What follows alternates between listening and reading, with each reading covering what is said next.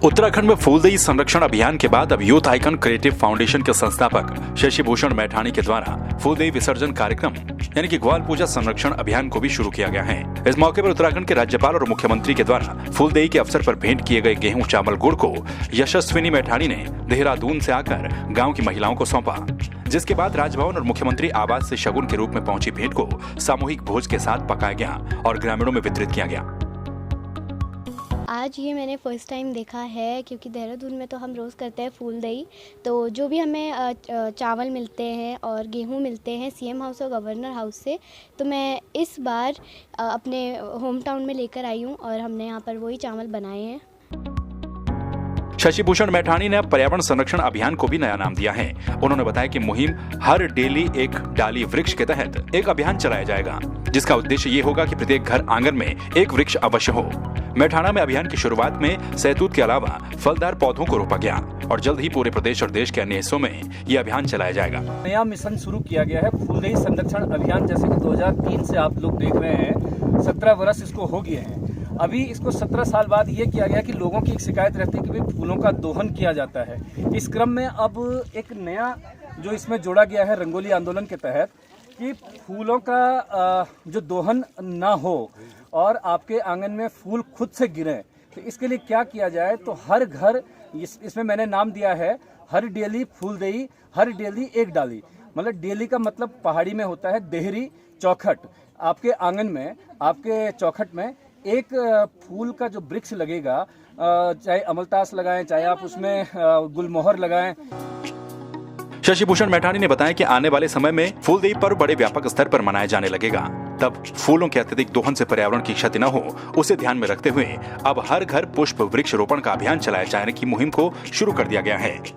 Youth icon creative foundation के रंगोली आंदोलन मुहिम के तहत आगामी वर्ष 2022 की फूलदेई तक 51,000 घरों की देहरियों पर पुष्प वृक्षों को रोपने का लक्ष्य रखा गया है। चैत्र मास की मीन संक्रांति को हिमालय पर फूलदेई के अवसर पर बच्चे घर घर जाकर डेहरियों पर फूल डालते हैं। बच्चों को चावल, गेहूं, गुड़ भेंट के रूप में मिलता है।